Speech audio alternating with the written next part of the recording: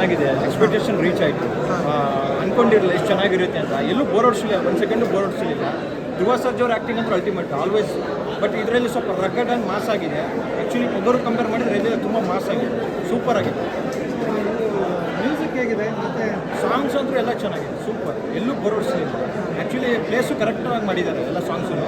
ಸುದೀಪ್ ಅವರು ವೇಟ್ ಮಾಡ್ತಾಯಿದ್ರು. ಈಗ ಆ್ಯಕ್ಚುಲಿ ಸೆಕೆಂಡ್ ಆಫ್ ಚಿಂದಿ ಆಗಿರುತ್ತೆ, ಅದಕ್ಕೋಸ್ಕರ ಎಕ್ಸೈಟೆಡ್ ಆಗಿದೆ. ಫಸ್ಟ್ ಎಲ್ಲೂ ಬೋರ್ ಆಗಿದೆ, ಎಲ್ಲೂ ಬೋರ್ ಆಗಿದೆ.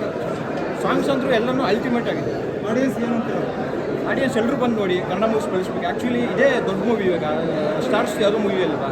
ಸೊ ಎಲ್ಲರೂ ಬಂದು ನೋಡಿದ್ರೆ ಇನ್ನು ಬ್ಲಾಕ್ ಬಸ್ಟರ್ ಆಗೇ ಆಗುತ್ತೆ. ಎಕ್ಸೆಪ್ಟೇಷನ್ ರೀಚ್ ಆಗ್ತಾ ಇದೆಯಾ? ಆಗಿದೆ ಆಗಿದೆ ಆಗಿದೆ. ಧ್ರುವ ಅವ್ರಿಗೆ ಯಾವ ರೀತಿ ಬೇಕೋ ಆ ರೀತಿ ಕೊಟ್ಟಿದ್ದಾರೆ. ಆ್ಯಕ್ಚುಲಿ ತುಂಬ ಚೆನ್ನಾಗಿದೆ. ಆ್ಯಕ್ಚುಲಿ ಮಾಸ್ ಅಂದರೆ ಇಷ್ಟ ಧ್ರುವ ಅವ್ರಿಗೆ. ಮಾಸಿಗೆ ಆ್ಯಕ್ಚುಲಿ ಸೂಟ್ ಆಗ್ತಾರೆ, ಸೂಪರ್ ಆಗಿದೆ. ಅಂದರೆ ಪ್ರತಿ ಕ್ಯಾರೆಕ್ಟರ್ಗಿಂತ ಏನಾದ್ರು ಡಿಫ್ರೆಂಟ್ ಆಗಿದೆಯಾ ಈ ಸಲ ಇದರಲ್ಲಿ? ಈ ಸಲ ಸ್ವಲ್ಪ ರಾ ಆಗಿ ಮಾಡಿದ್ದಾರೆ, ರಸ್ಟಿಯಾಗಿದೆ ಲುಕ್ಕು.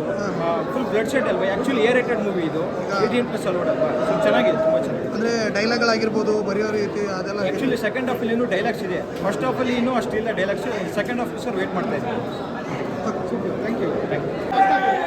ನಮ್ಮ ಬಾಸ್ ಆ್ಯಕ್ಟಿಂಗು ಸಾಕಾಗೈತೆ. ನಮ್ಮದು ಆ್ಯಕ್ಟಿಂಗ್ ಅಂದರೆ ಗೊತ್ತೀನಿ. ಚೆನ್ನಾಗಿದೆ, ಹಾಂ, ನೋಡ್ತಾ ಇದೀವಿ, ಎಂಜಾಯ್ ಮಾಡ್ತೀವಿ. ತುಂಬ ಚೆನ್ನಾಗಿದೆ. ಅಲ್ಲ ಹೋಪ್ ರೀಚ್ ಆಗ್ತಾ ಇದೆಯಾ? ರೀಚ್ ಆಗ್ತಿದೆ ಖಂಡಿತ.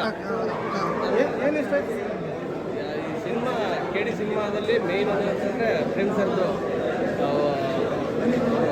ಡೈರೆಕ್ಷನ್ ಮಾಡೋದೇ ಮೇಯ್ನ್. ಆ್ಯಕ್ಚುಲಿ ಮೇಕಿಂಗ್ ಅದ್ಭುತ ಇದೆ ಸರ್, ಸಖತ್ತು ಎಂಜಾಯ್. ತುಂಬ ಜನ ಅದೇ ಹೇಳ್ತಾ ಇದ್ದಾರೆ, ಸಖತ್ ಎಂಜಾಯ್ ಮಾಡ್ತಾ ಇದ್ದೀವಿ.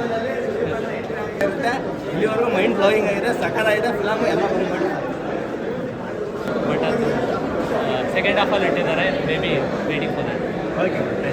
ಸೂಪರ್ ಆಗಿದೆ. ಫಸ್ಟ್ ಹಾಫ್ ಚೆನ್ನಾಗಿದೆ. Second half waiting. First half ಹೆಂಗಿದೆ? ಫಸ್ಟ್ ಹಾಫ್ ಸಖತ್ತಾಗಿದೆ. ಇನ್ನು ಸೆಕೆಂಡ್ ಹಾಫ್ ಇದೆ, ರುದ್ರ ತಾಂಡವ ಐತೆ. ಹೌದಾ? ಸಖತ್ತಾಗಿತ್ತು. ಧ್ರುವ ಮ್ಯೂಸಿಕ್ ಒಂದೊಂದು ಸಾಂಗ್ ಅಲ್ಟಿಮೇಟ್. BGM ಅಂತ BGM ಬಂದರೆ ಒಂಥರ ವೈಬ್ ಸ್ಟಾರ್ಟ್ ಆಗುತ್ತೆ. ಗೂಸ್ ಬಂಪ್ಸ್ ಅಂತಾರಲ್ಲ, ರೋಮಾಂಚನ, ಅದು ಸ್ಟಾರ್ಟ್ ಆಗ್ಬಿಡುತ್ತೆ. ಮೇಕಿಂಗ್ ಯಾವ ಥರ ಇದೆ? ಮೇಕಿಂಗ್ ಎಲ್ಲ ಅಲ್ಟಿ ಇದೆ ಸರ್. ಮೇಕಿಂಗು ನೆಕ್ಸ್ಟ್ ಲೆವೆಲ್ ಇದೆ. 1970s ಅಲ್ವಾ, ಮೇಕಿಂಗ್ ಚೆನ್ನಾಗೇ ಮಾಡಿದ್ದಾರೆ. ಸಿನಿಮಾ ಸಕ್ಸಸ್ ಅಲ್ಲ ಸರ್, ಇಂಟರ್ವಲ್ಲೇ ಪಾಸ್ ಆಗಿಬಿಟ್ಟಿದ್ದಾರೆ. ಇಂಟರ್ವಲ್ ನೋಡೇ ಪಾಸ್ ಆಗಿಬಿಟ್ಟಿದೆ. ಇನ್ನು ನೆಕ್ಸ್ಟ್ ಮೂವಿ ಚೆನ್ನಾಗಿರುತ್ತೆ ಅಂತ ಗೊತ್ತಾಗುತ್ತೆ. ಚೆನ್ನಾಗುತ್ತೆ. ತುಂಬ ದಿನ ಆದಮೇಲೆ ಕನ್ನಡದಲ್ಲಿ ಒಳ್ಳೆ ಫಿಲಮ್ ಬಂದಿದೆ. ಎಲ್ಲರೂ ಬಂದು ನೋಡಿ. ಎಲ್ಲ ಕನ್ನಡ ಅಭಿಮಾನಿಗಳು, ಅವ್ರ ಅಭಿಮಾನಿ, ಇವ್ರ ಅಭಿಮಾನಿಗಳು, ಎಲ್ಲರ ಅಭಿಮಾನಿಗಳು ಬಂದು ನೋಡ್ರಿ. ನಮಗೇನು ಕನ್ನಡ ಫಿಲಮ್ ಗೆಲ್ಬೇಕಷ್ಟೇ ಸರ್. ಯಾರು ಅವ್ರ ಫ್ಯಾನ್ ಇವ್ರ ಫ್ಯಾನ್ ಅಂದರೆ ನಮ್ಮ ಕನ್ನಡಕ್ಕೆ ಲಾಸು. ಧ್ರುವ ಸರ್ಜಾ ಅವರು ಹಂಬಲ್ನೆಸ್ಸು, ಅವರು ಒಳ್ಳೆತನ, ಅವರು ಪರಿಶ್ರಮ, ತುಂಬ ವರ್ಷಗಳಿಂದ ಕಷ್ಟಪಟ್ಟಿದ್ದಾರೆ. ಪ್ರೇಮಣ್ಣ ಅವರು ತುಂಬ ಒಳ್ಳೆ ಡೈರೆಕ್ಷನ್ ಚೆನ್ನಾಗಿದೆ ಸರ್. ಗ್ರೀಷ್ಮನೇ ಆ್ಯಕ್ಟಿಂಗು, ಎಲ್ಲರ ಆ್ಯಕ್ಟಿಂಗು ಚೆನ್ನಾಗಿದೆ ಸರ್. ತಿರ್ಗಾ ಫಿಲಮಲ್ಲಿ ತುಂಬ ಜನಗಳ ಪರಿಶ್ರಮ ಇದೆ. ಆ ಪರಿಶ್ರಮನ ನೀವು ಸುಮ್ಮನೆ ನಿಮ್ಮ ವ್ಯೂಸ್ ಲೈಕ್ಸ್ಗೋಸ್ಕರ ವ್ಯಕ್ತ ಮಾಡಬೇಡ್ರಿ. ನಿಮ್ಗೆ ಬೇಡ ಕಮೆಂಟ್ಗಳು ಹಾಕೋದಾಗಲಿ, ಮತ್ತು ಸುಮ್ಮನೆ ರೀಲ್ಸ್ ಮಾಡೋಕ್ಕೋಸ್ಕರ ಇವರು ಮೂವಿ ಬಗ್ಗೆ ನೆಗೆಟಿವ್ ಆಗಿ ಮಾತಾಡಿ ಅವರು ಕೊಟ್ಟಿರೋ ಶ್ರಮನ ವೇಸ್ಟ್ ಮಾಡಬೇಡ್ರಿ.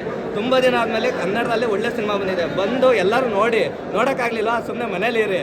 ಸುಮ್ಮನೆ ಕೆಟ್ಟ ಕಮೆಂಟ್ ಹಾಕೋದಾಗಲಿ, ನೆಗೆಟಿವ್ ರಿವ್ಯೂಸ್ ಕೊಡೋದಾಗಲಿ ಮಾಡೋಕ್ಕೆ ಹೋಗ್ಬೇಡ್ರಿ. ಯಾಕಂದರೆ 2 ನಿಮಿಷ ರೀಲ್ಸ್ ಮಾಡ್ದಂಗಲ್ಲ, 3-4 ತಿಂಗಳು ಶ್ರಮಪಟ್ಟು ಕಷ್ಟಪಟ್ಟು ಸಿನಿಮಾ ತೆಗೆದಿರ್ತಾರೆ. ಒಂದು ಸಿನಿಮಾ ತೆಗಿಬೇಕಂದ್ರೆ ನಾರ್ಮಲ್ ಸಿನಿಮಾಗೆ 3-4 ತಿಂಗಳಾಗುತ್ತೆ. ಇಂಥ ದೊಡ್ಡ ಸಿನಿಮಾಗಳಿಗೆ 3-4 ವರ್ಷ ಶ್ರಮಪಟ್ಟಿರ್ತಾರೆ. ಅದರಿಂದ ನೀವು ನೆಗೆಟಿವ್ ಆಗಿ ಕಮೆಂಟ್ ಹಾಕೋದಾಗಲಿ, ನೆಗೆಟಿವ್ ಇದು ಮಾಡೋದಾಗಲಿ ಬಿಟ್ಬಿಡಿ. ಕನ್ನಡ ಸಿನಿಮಾಗೆ ಯಾವತ್ತೂ ಪ್ರೋತ್ಸಾಹ ಕೊಡಿ. ಕನ್ನಡ ಇಂಡಸ್ಟ್ರಿ ಸ್ಯಾಂಡಲ್ವುಡ್ ಬೆಳಿಬೇಕು ಅಂದರೆ ನೀವೆಲ್ಲರೂ ಒಳ್ಳೆ ಫಿಲಮು ಬಂದಿದೆ, ಬಂದು ನೋಡಿ ಸಪೋರ್ಟ್ ಮಾಡಿ.